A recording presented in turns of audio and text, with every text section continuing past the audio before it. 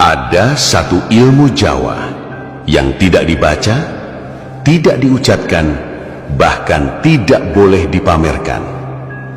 Tidak ada mantra, tidak ada jampi, tidak ada ritual aneh. Tapi orang yang menguasainya hidupnya berubah. Anehnya, semakin dia diam, semakin kuat pengaruhnya. Semakin dia tidak bicara, semakin orang lain merasa sungkan, bahkan takut tanpa tahu sebabnya. Ini bukan sugesti, bukan kebetulan, dan bukan cerita karangan. Ilmu ini sudah dikenal oleh leluhur Jawa, tapi disengaja tidak dituliskan. Kenapa? Karena ilmu ini tidak aman jika jatuh ke tangan orang yang salah. Banyak yang mengira kekuatan ada pada mantra, padahal para sesepuh tahu satu rahasia. Kata-kata bisa dibohongi, tapi batin tidak. Ilmu ini tidak bekerja lewat suara, tapi lewat getaran rasa.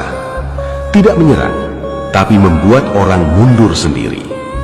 Yang lebih mengerikan, orang yang menguasai ilmu ini sering tidak sadar bahwa dirinya berbahaya. Karena ilmunya tidak membuat marah, tidak membuat sombong, tapi membuat tenang. Dan justru ketenangan itulah yang paling ditakuti.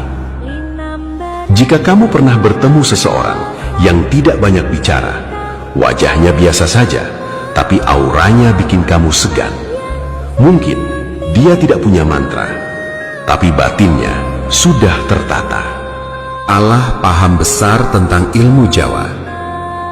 Selama ini, ketika orang mendengar kata ilmu Jawa, yang langsung terbayang adalah mantra, bacaan, jampi-jampi, ritual malam hari, kembang 7 rupa, puasa yang berat.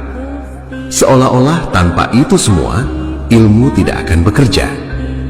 Padahal, itulah kesalahpahaman terbesar. Leluhur Jawa tidak pernah menaruh inti kekuatan pada suara. Karena suara bisa dipalsukan, kata-kata bisa dihafalkan, mantra bisa diucapkan tanpa makna.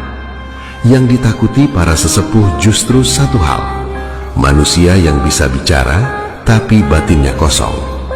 Ilmu Jawa sejati bukan tentang apa yang keluar dari mulut, melainkan apa yang hidup di dalam batin. Inilah yang jarang dibahas. Banyak orang datang mencari ilmu dengan satu niat, ingin ditakuti, ingin disegani, ingin dihormati, ingin menang dari orang lain. Maka yang dikejar adalah mantra, karena mantra terlihat cepat, terlihat sakti, terlihat berisi. Padahal, para leluhur justru menyembunyikan inti ilmu agar tidak jatuh ke tangan orang yang salah. Karena ilmu Jawa bukan alat untuk menyerang, melainkan alat untuk menata diri. Dan ini tidak cocok untuk orang yang tergesa-gesa. Sesepuh Jawa memahami satu hukum batin. Sing rame kui ora mesti kuat, sing meneng kui durung mesti kosong. Yang ramai belum tentu kuat, yang diam belum tentu lemah. Justru yang paling berbahaya adalah orang yang batinnya tertata tapi tidak bicara apa-apa. Karena ilmunya tidak terlihat, tapi dirasakan oleh keadaan. Ilmu Jawa sejati tidak mengajarkan bagaimana menjatuhkan orang lain, melainkan bagaimana tidak mudah dijatuhkan oleh hidup. Tidak mengajarkan cara membuat orang takut, tapi membuat hidup tidak berani semena-mena. Dan disinilah banyak orang mundur, karena untuk mempelajari ilmu ini tidak cukup hafal, tidak cukup nekat, tidak cukup berani. Yang dibutuhkan adalah jujur pada diri sendiri. Maka jangan heran kalau kamu bertemu orang yang tampak biasa saja, tidak membawa apa-apa, tidak bicara soal ilmu, tidak pamer kesaktian, tapi hidupnya terasa kokoh, langkahnya tenang, ucapannya seperlunya, dan orang lain sungkan.